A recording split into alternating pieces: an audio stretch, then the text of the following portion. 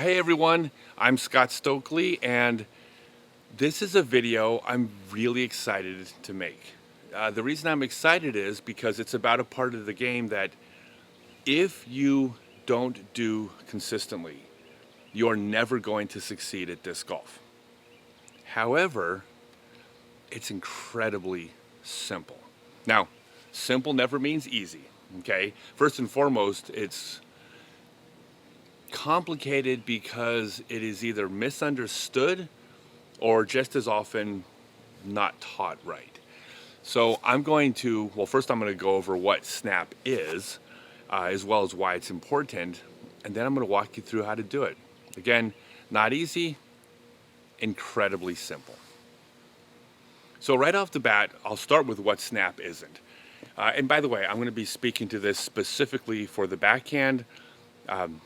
Snap on the sidearm is an entirely different animal, so this is about backhand snap. So first off, what it isn't, it is not the sound that the disc makes when it leaves your hand. Some players, based on how they grip the disc, when the disc leaves their hand, an audible snap sound occurs when it leaves their fingers. Okay, that's not what snap is. There's correlation, it's not causation. Sometimes the disc makes that sound, doesn't mean it automatically has a good snap. What snap is two different things, okay? Snap is one thing to the person throwing, and it's entirely something else to the person observing it. So, to the person throwing the disc, what snap is the force that takes place on the end of your fingertips when the disc leaves your hand. Now, this is created by a part of your body, specifically this part right here, accelerating one direction. There's momentum, there's skin, there's bones, there's most important blood is going one direction, and as the hand, because it's attached to your shoulder, changes direction, the momentum creates force on your fingertips. That's what snap is. That's all that snap is. You can generate a lot of force on your fingertips. The players who toured with me in the 90s used to make fun of me. Not make fun of me, but they used to laugh because when I was throwing hard at my hardest, I would actually have blood burst out of the tips of my fingers right behind my fingernail, well, on one specific finger, and would splatter off my hand. You could see the force from my fingertips when I was throwing a power shot. Now, this is not a bad thing. Okay, snap is what we live for. A new player, the first time they feel the disc snap off their fingers is almost the moment they get hooked because it's amazing. That's what we're trying to have happen. You just have to be able to do it every single time. So that's what snap is to the person throwing. To the person observing the thrower, snap is something entirely different.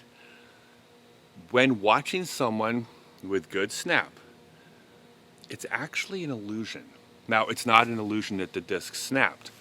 What the illusion is, and what snap is it appears that the arm and the body are making the disc fly a certain speed, and yet it leaves the hand faster than it should based on how fast their arm and body were moving.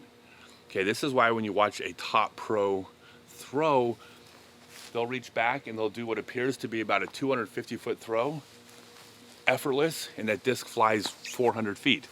Or they put some effort into it and do a 400-foot throw. I mean, their arm's accelerating at a speed where you think that disc is going to fly 400 feet, and yet somehow magically it flies 600 feet. Okay? That is snap. Okay? Snap is something that is an illusion. The disc flies farther than it appears it's going to. Now, the reason snap is important is, well, two things. One, snap is the acceleration of the disc when it leaves the fingertips. You're able to throw the disc farther because it leaves the hand fast. Number two, it's the spin that is generated on the disc. The faster a disc spins, the farther it's going to fly with identical speed.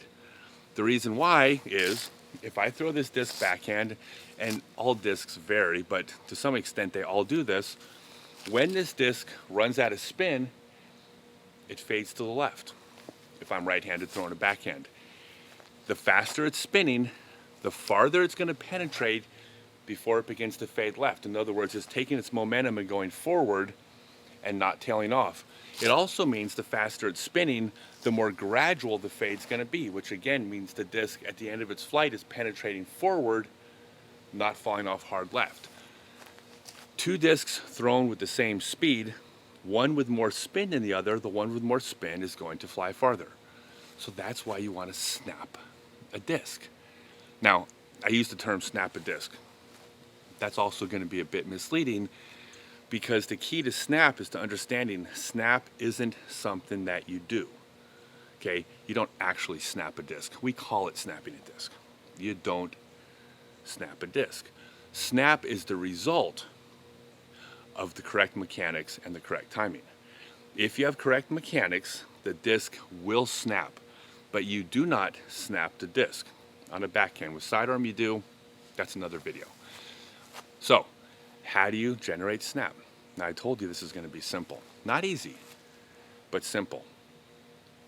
To start with, I want you guys to visualize cracking a whip.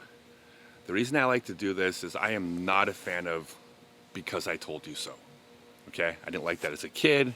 I hate it as an adult. I want you to understand why this is happening and buy into it. I also think that analogies are a way to visualize it and can help us make our bodies do what we want them to do. If you understand and can visualize it, it's easier to do it. So think about cracking a whip. Okay, since the beginning of throwing discs, we've talked about snapping, cracking a whip. Problem is, you go watch a video, they'll tell you what cracking a whip is, or they'll tell you incorrectly how to do it. So this is, well, first off, this is what it is, and this is how to do it. The reason why a whip cracks is because even though the handle of the whip is only going whatever 30 miles an hour or some speed, the whip accelerates throughout the whip, meaning this part of the whip, that the handle goes 30 miles an hour, this part of the whip goes faster, this part of the whip goes faster yet, faster, faster, faster. The whip accelerates down the end. At some point, part of the end of the whip actually creates a mini sonic boom. It travels faster than sound. Well, that happens for two reasons. Number one, it happens because the handle of the whip comes first.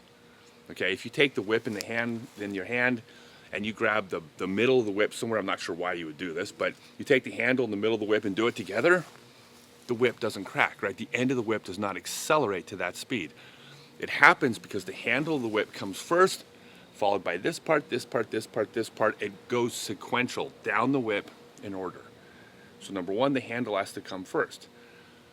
That's not all though. The second thing that has to happen for a whip to crack is when that handle goes, the whip has to be in the correct position for the physics to work. Okay, you can't just lay the whip over here on the ground and do this and then send a loop down the whip and it cracks. It doesn't work that way. Even if the whip was in front of you, you watch someone cracking a whip, they're going to pull back like this, the entire whip is going to go back. It's going to get into position for that handle to come first, followed by the whip down to the tip. This is what putting snap on a disc is. Your feet are going to hit the ground. When they hit the ground, it's going to happen before your hips begin to rotate. Before your hips, or after your hips rotate, the shoulder, followed by the elbow, followed by the wrist. All you are is a giant whip.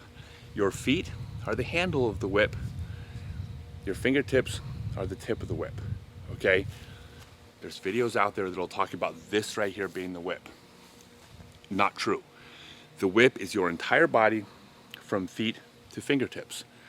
All you have to do to crack the whip, all you have to do to generate snap is have the feet hit the ground before the hips, before the shoulder, before the elbow, before your wrist. And just like a whip, you have to have the right posture when this happens. Now, the reason I said this is simple, because it may sound complicated at this point, because I'm saying that this has to do something before this, which happens before this, but this has to be timed right with this, and this can't come before that. You don't have to worry about any of those things, okay? You have 5 separate things happening: feet, hips, shoulder, elbow, wrist. All you have to do is plant your foot and have that foot hit the ground. I'll step back. Just have that foot hit the ground before any other part of your body is moving forward, and your body will automatically go feet, hips, shoulder, elbow, and wrist. It will do it automatically in the correct order. It'll automatically do it with the right timing. Okay, any video that says to do something with your shoulder, 3/100ths of a second before the elbow gets here. When the elbow gets here, you rotate this to turn. I mean, I'm sorry. Maybe I'm just not talented or smart enough, but things that happen in hundredths of a second, I personally can't make my body do. In fact, I think it's impossible. Again, it's not hard. It's simple. It's not easy. It's simple. Your shoulders are rotated back. The disc, you're reaching back behind you. Right here, if that plant foot hits the ground before your shoulders have started rotating, every single part of your body will go in the right order. The whip will crack. You'll generate snap off your fingers. If you throw and your shoulders start to rotate first, before that plant foot hits the ground, the disc will not snap. This is every single throw. If you feel the disc rip off your fingers, that feeling that we want, that's what we're going for, it means you planted before you started to pull. If the disc comes off your hand, for whatever reason, I call it fluffy. If the disc comes off your hand fluffy without snap, that means you started rotating before you planted. This is every time, and honest to God, it's this simple. So that's what snap is. That's why snap's important. And that's all you have to do. Plant foot hits the ground before your hips or your shoulders started rotating, starting in the right position, which is shoulders rotated back, plant foot hits the ground. Do that, the disc will snap every single time. Hey everyone, I'm now on Patreon. Click the link below. Not only keep the free content coming with tutorials, tips, podcasts, etc., but get a bunch of free stuff like live stream Q&As, copy of my book, voting on topics, behind the scenes, bunch of cool stuff. Click the link down below to join.